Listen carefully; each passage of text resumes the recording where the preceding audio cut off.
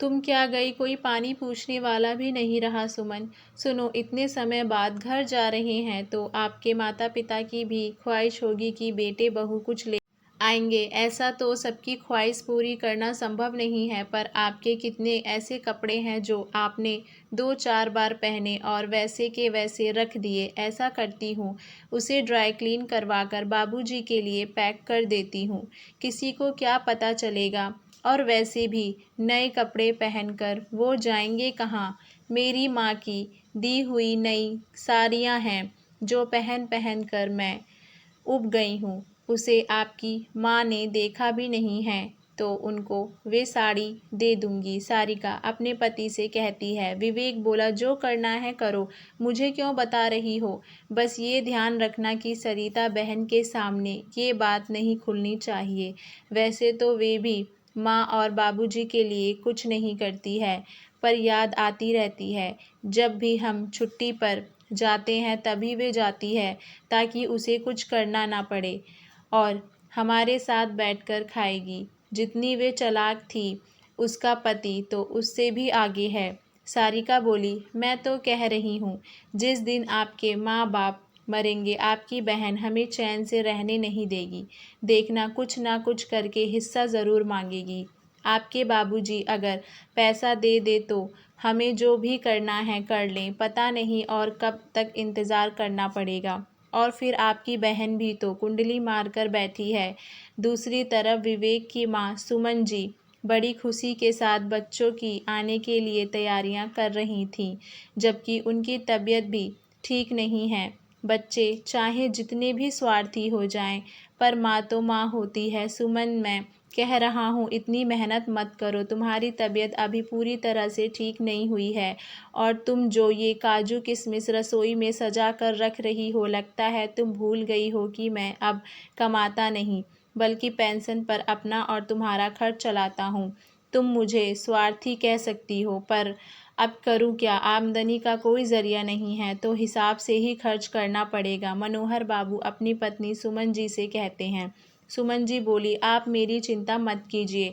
बच्चों के आने की खबर में मैं आधी ठीक हुई हूँ। उनके आते ही देखिएगा मैं भली चंगी हो जाऊंगी। बच्चों का साथ बुढ़ापे में माँ बाप के लिए किसी दवाई से कम नहीं होता। और कल को अगर मैं नहीं रही तो इन्हीं का साथ आपको भी अच्छा लगेगा। मनोहर बाबू बोले, सुमन ऐसा मत कहो, तुम्हारे बिना मैं जी कर भी क्या करूँगा। सच कहते हैं लोग, बच्चों की ख्वाहिशें पूरी करते करते पिता की उम्र बीत जाती है और माँ अपने बच्चों की ममता में उसे ही भूल जाते हैं। अभी तक वे लोग आए नहीं हैं और तुम मुझसे अलग होने की बात कर रही हो। सुमन जी हंस कर बोली, अरे आप तो बच्चों की तरह रूठ गए, मैं तो मजाक कर रही थी। अच्छा ठीक है, मैं अभी नहीं जाऊंगी। फिर तो ठीक है, चलिए अब चाय पीते हैं। इतना कहकर दोनों चाय पीने लगे और पुराने दिनों को याद करने लगे। समय बीता, करीब 11 बजे बेटा और बहू बच्चों के साथ आए। सुमन जी ने बड़े प्यार से सबको खाना परोसा। खाना खाने के बाद सारिका बोली, मम्मी जी, सफ़र में मैं थक गई हूँ कि मुझे सर में दर्द हो रहा है। आप बुरा ना माने तो मैं थोड़ी देर आराम कर लूँ। सुमन जी बोली, हाँ हाँ बहू, जाओ आराम कर लो। सारिका झट से बड़े वाले कमरे में अपना सामान रखे और फैल कर सो गई। 2-3 घंटे बाद ही सरिता अपने परिवार के साथ पहुँच आती है। भाभी को बड़े वाले कमरे में आराम करता देख आग बबूला हो गई और माँ से शिकायत की। भाभी के ऐसा फैल कर सो रही हैं जैसे ये पलंग उनके मायके से आया था। सुमन जी बोली, बेटा वे तुम्हारी भाभी और ये तुम्हारा मायका है। रहो, कुछ दिनों के लिए आती हो और कमरे से क्या फ़र्क पड़ता है। सरिता गुस्से में बोली, आपको फ़र्क नहीं पड़ता पर मुझे पड़ता है। इतना कहकर वे दूसरे कमरे में अपना सामान लेकर चली गई। सुमन जी मुस्कुरा कर रह गईं। बेटी बहू होने के बाद भी सुमन जी 2 दिन से रसोई में लगी थी। ये सब देखकर उनकी काम वाली सरगुन बोली, अम्मा जी बुरा ना मानो तो एक बात कहूँ। सुमन जी मुस्कुरा कर बोली, हाँ हाँ कहो ना। बोली, अम्मा जी, बेटी बहू सब घर में हैं, फिर भी रसोई में आप ही लगी रहती हो। क्या उन्हें ये नहीं लगता कि 2 पल के लिए माँ को आराम दे दें। सुमन जी मुस्कुरा कर बोली, अरे अपने घर में तो करती ही होंगी, माँ और सास के पास थोड़ा आराम मिल जाता है। चल अब जल्दी से आटा लगा दे ताकि मैं रोटी बना दूँ। बीमारी की वजह से उनका शरीर कमज़ोर हो गया था, इसीलिए वे जल्दी थक जाती थी। ये सब देखकर मनोहर बाबू बोले, सरगुन को तुम्हारी हालत पर तरस आ रहा है, पर तुम्हें खुद नहीं आ रहा है। थोड़ा तो आराम कर लो सुमन, अभी तुम्हारा शरीर कमज़ोर है। सुमन जी मुस्कुरा कर बोली, मैं बिल्कुल ठीक हूँ जी। और ये सरगुन बेकार में मेरे लिए परेशान हो जाती है और आपको भी परेशान कर देती है। आप जाइए बच्चों को बाहर घुमा कर ले आइए, तब तक खाना तैयार हो जाएगा। मनोहर बाबू चुपचाप चले गए। एक रोज़ मनोहर बाबू विवेक से बोले, तुम्हारी माँ की तबीयत अक्सर ख़राब हो जाती है। मैं सोच रहा था तुम्हारे शहर ले जाऊं, अच्छे से इलाज करवा दूं। आखिर पता तो चले कि आखिर ये इतनी कमज़ोर कैसे हो रही है। विवेक सारिका की तरफ देखा। सारिका ने इनकार में इशारा किया। विवेक बोला, पापा कहाँ दिल्ली में धक्के खाते रहोगे? और आपको क्या लगता है दिल्ली में डॉक्टर सस्ते हैं? अरे सरकारी अस्पताल में अगर पैसा कम लगता तो चक्कर भी बहुत काटने पड़ते हैं। इससे अच्छा आप माँ को सरिता के साथ बेंगलुरु क्यों नहीं भेज देते? वहाँ बहुत अच्छे अच्छे डॉक्टर होते हैं। सारिका झट से बोली, हाँ पापा जी, वैसे भी हम किराए के मकान में रहते हैं, आप लोगों को कितना दिक्कत हो जाएगी। दीदी ने तो बेंगलुरु में अपना बहुत बड़ा मकान ले लिया है, बेहतर होगा आप मम्मी जी को वहाँ दिखा दीजिए। और वैसे भी उस मकान के लिए आपने दीदी को अच्छी खासी रकम भी तो दी थी। तभी सरिता वहाँ आई और बोली, भाभी मुझे क्या मिला इसकी गिनती तो आप बहुत करती हैं, अपना कभी नहीं बताती हैं कि आप जानबूझकर घर नहीं लेती ताकि कोई आपके घर ना आकर रहे। और दिल्ली में भैया ने इतना बड़ा प्लॉट क्या अपने पैसे से लिया है? मुझे बेवकूफ़ मत समझो। इतना कहते हुए दोनों नंद भाभी में बहस हो गई। मनोहर बाबू बोले, विवेक सरिता तो बचपन से बहुत ज़िद्दी है बेटा, तुम तो अपनी माँ की हालत देखो, मुझे बहुत डर लगता है कहीं उसे कुछ हो ना जाए। विवेक बोला, पापा आप माँ की कुछ ज़्यादा ही चिंता करते हैं, बुढ़ापे का शरीर है, सब तो होता ही रहता है। बहुत रात हो गई, वैसे भी हमें कल निकलना है, अगली बार आएंगे तो सोचेंगे। मनोहर बाबू बोले, अगली बार पता नहीं कौन रहे ना रहे। विवेक बोला, इतना मत सोचो, जिसे जाना होता है वे चला ही जाता है, माँ को कुछ नहीं होगा। इतना कहकर अपने कमरे की तरफ चला गया। पिता बेटे की तरफ उम्मीद भरी नज़रों से देखे।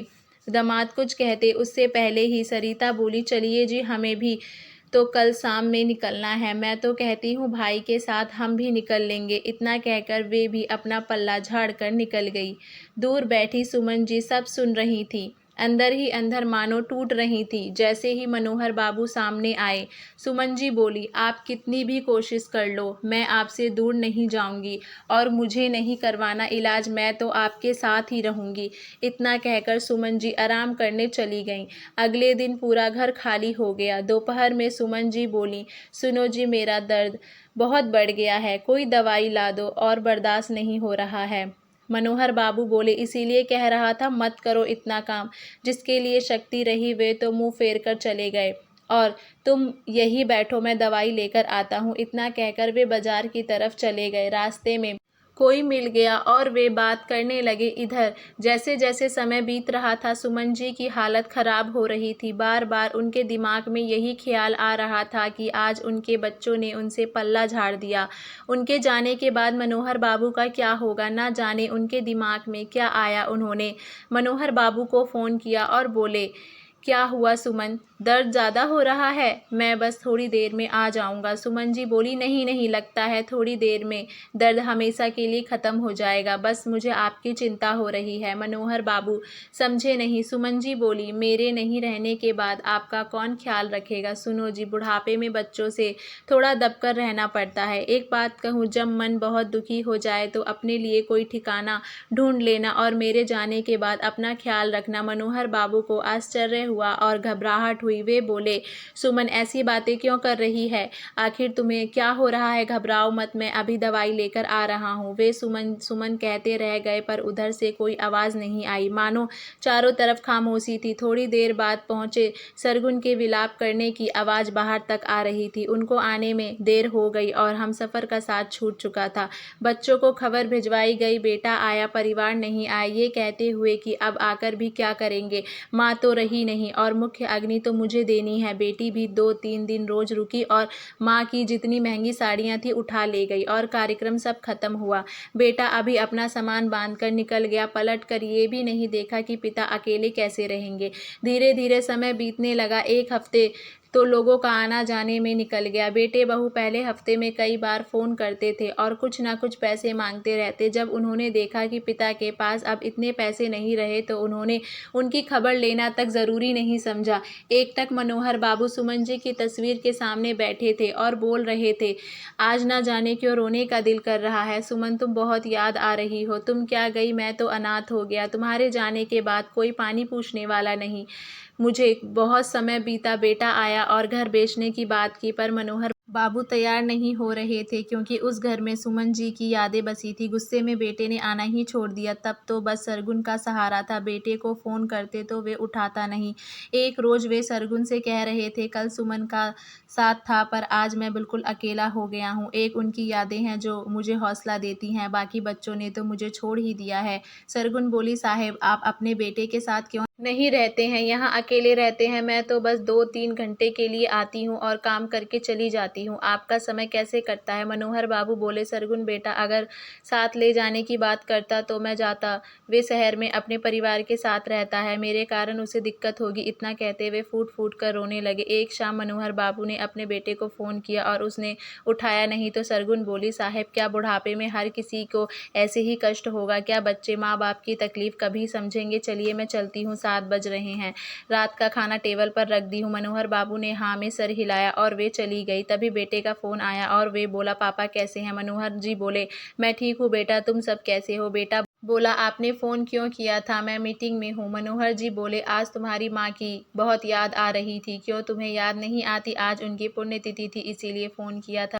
बेटा बोला, पापा 4 साल हो गए हैं उस बात को, क्या हर साल शोक मनाते रहोगे? मुझे और भी काम है और जहाँ तक याद करने की बात है वे आप कर तो रहे हैं। कोई ज़रूरी बात हो तभी फ़ोन कीजिएगा, नहीं तो मैसेज कर दीजिए। और फ़ोन रख दिया। मनोहर बाबू अपनी पत्नी के फ़ोटो की तरफ देखकर बोले, सुमन तुम मुझे छोड़कर तुमने अच्छा नहीं किया। कल तुम साथ थी तो सब अच्छा लगता था, आज मैं बिल्कुल अकेला हो गया हूँ। मनोहर बाबू सरगुन की बात पर गौर करने लगे और इसी तरह वे हर रात अपनी पत्नी से बात करते थे। मनोहर बाबू ने एक शाम हिम्मत करके घर के नीचे उतरे। अपने जैसे कई लोगों को देखकर उनका मन और दुखी होता और सरगुन की बात पर सोचने को मजबूर हो जाते। कुछ दिन हुए, उनकी तबीयत ठीक नहीं चल रही थी। बेटा बेटी से बात करना चाहते थे तो वे हालचाल लेकर फ़ोन रख देते थे। एकता मनोहर बाबू ने एक कागज़ पर अपनी बची कुची सारी संपत्ति वृद्ध आश्रम के नाम लिख दी ताकि जो तकलीफ़ उन्हें हो रही है किसी और को ना हो। जब सरगुन खाना बनाकर जाने लगी तो बोले, साहब आज तुम घर बाहर से बंद कर दो। वे बोली, क्यों साहब? मनोहर बाबू बोले, बस ऐसे ही, शायद मेरा मन ना हो सुबह खोलने का। आज मैं तुम्हारी अम्मा जी से बात करूँगा, हो सकता है देर तक सोता रहूँ।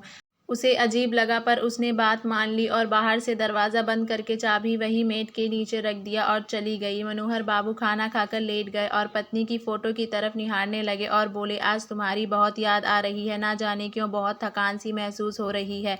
तुम होती तो बोलती, लाइए मैं पैर दबा दूँ, लाइए मैं सर दबाती हूँ, और मुस्कुराते हुए आंखें बंद कर ली। अगली सुबह 8 बजे जब सरगुन आई तो उन्होंने दरवाज़ा नहीं खोला तो उसे याद आया कि साहब बोले थे, तो उसने चाबी निकाली और दरवाज़ा खोला। मनोहर बाबू अपनी पत्नी की तस्वीर को सीने से लगाए सो रहे थे। सरगुन बोली, साहब उठ जाइए, सुबह हो गई, आज कितना सोएंगे?